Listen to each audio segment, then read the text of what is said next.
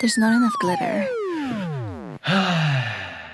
Hey guys, what's up? Welcome back to another video, and today I'm going to be reviewing the new Dizzee Rascal album, E3 AF. E3 as fuck, pretty much.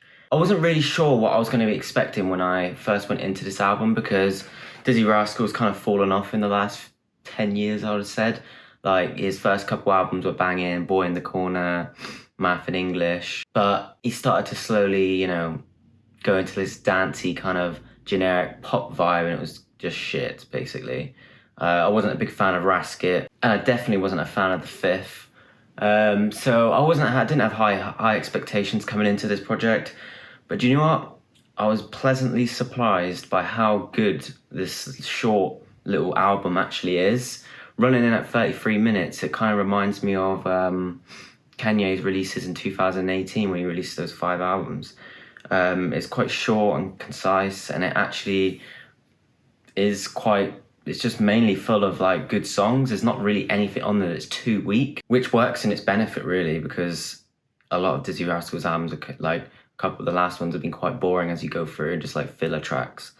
So I was pretty surprised. His album's pretty much like old school Dizzee, like Boy in the Corner vibes. That's what you get throughout the whole thing. It's got like the old school garage and grime like vibes to it. Dizzee returned to the old production thrill of his old albums like Boy in the Corner, Math and English, Showtime. However, this time around it's all made in his home studio due to the COVID-19.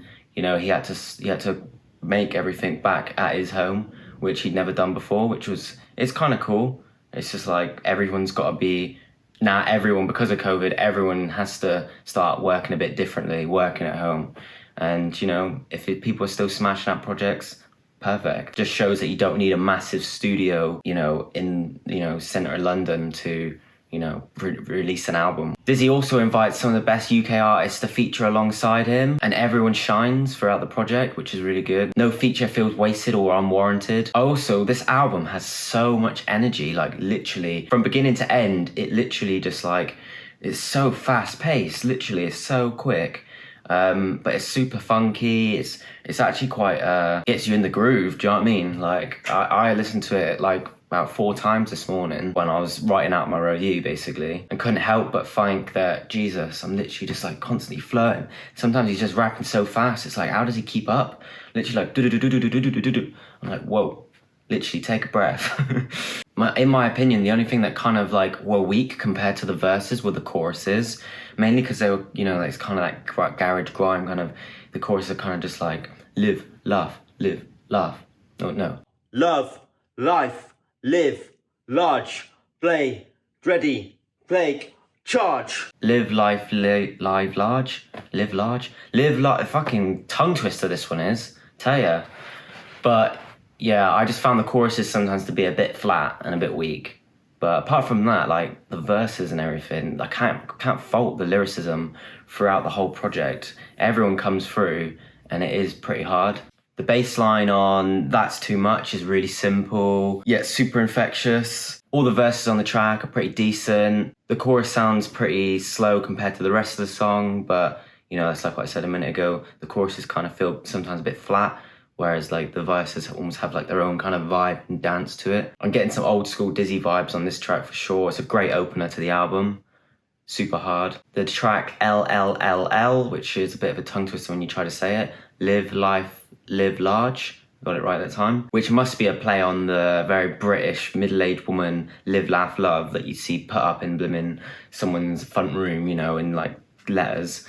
Which I thought was quite funny, to be fair. But it is really hard to say it properly. Live life, live large. Live life, live life. The 808s on this track are pretty hard, and the verse from Chip is pretty decent as well. The whole flow of the song is really good. They both mix in, Dizzee and Chip mix in really well. The chorus, love life, live large, is actually pretty decent compared to the first song. I much prefer it to live, laugh, love.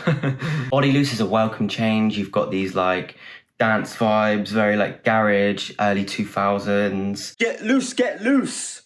I gave a whip a little spruce. The melody works really well here with all the garage influences. And then you go into the song You Don't Know, which is very similar in tone as well, which has those like same old school garage vibes and grime. It's a pretty simple song with funky production. It reminds me a little bit of Flavor D and MC Dynamite, getting those kind of like vibes off the you don't know, you don't know, you don't know. And then the first thing I noticed when I come into the song Energies and Powers is Dizzee's first verse is literally like whoa, whoa, whoa, whoa, whoa, whoa, whoa. So fast, literally.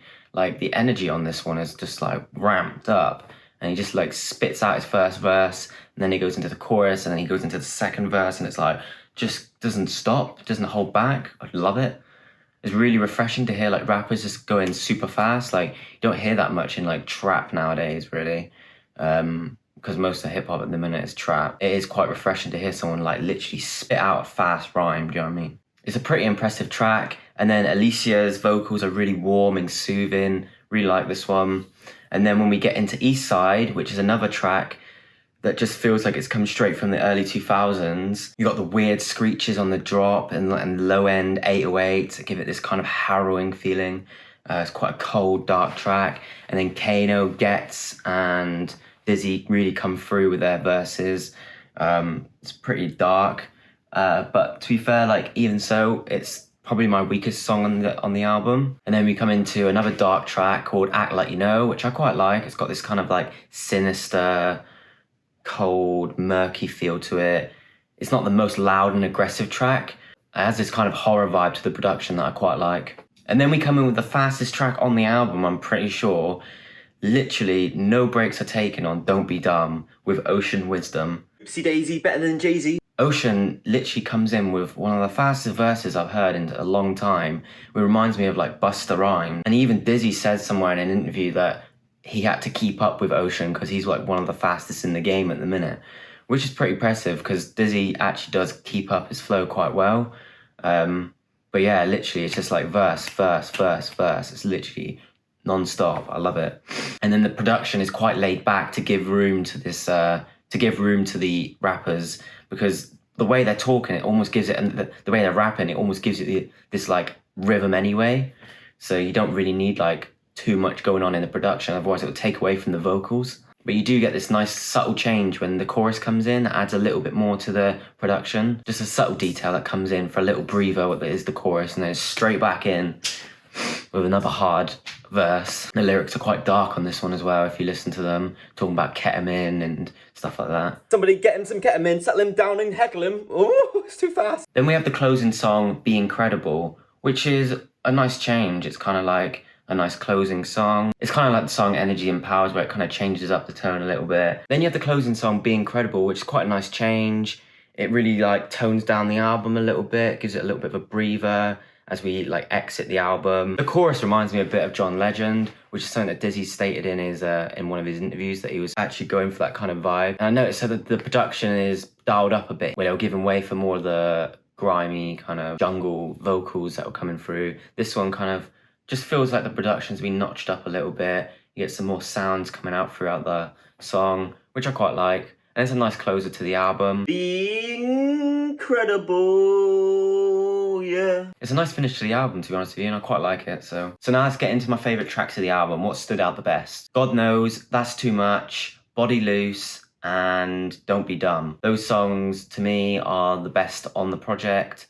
They all have like their own kind of vibe, and they all stand out the most. Not to say that the rest of the album doesn't flourish, because it does, but these ones stand out the most. And then when it comes to like my least favorite track on the album, there isn't really like, I had a difficult time choosing this one, just because they're all pretty strong, to be fair. They're all pretty good. I had trouble deciding, but I think my weakest on the album is Eastside, which some people might not agree with. You know, it's the one with Gets and Kano, but I think out of the rest, this one kind of sits down at the bottom for me. Overall, I came into this project with very little expectations, and I came out pleasantly surprised. Dizzee's choice to go back to his garage roots and grime was a very great choice. It's short, sweet, and do you know what? If he keeps releasing stuff like this, I'll be there for sure. Now, what am I going to rate the album? I'm feeling a strong 7 out of 10. But anyway, guys, let me know what you thought of the album in the comment section below.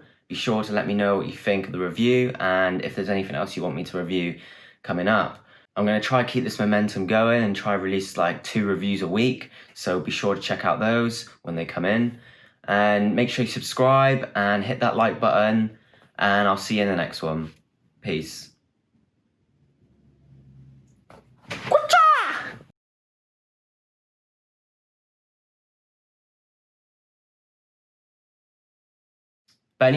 But anyway, guys, what did you think of the album? Leave a comment in the comment section below. Ah!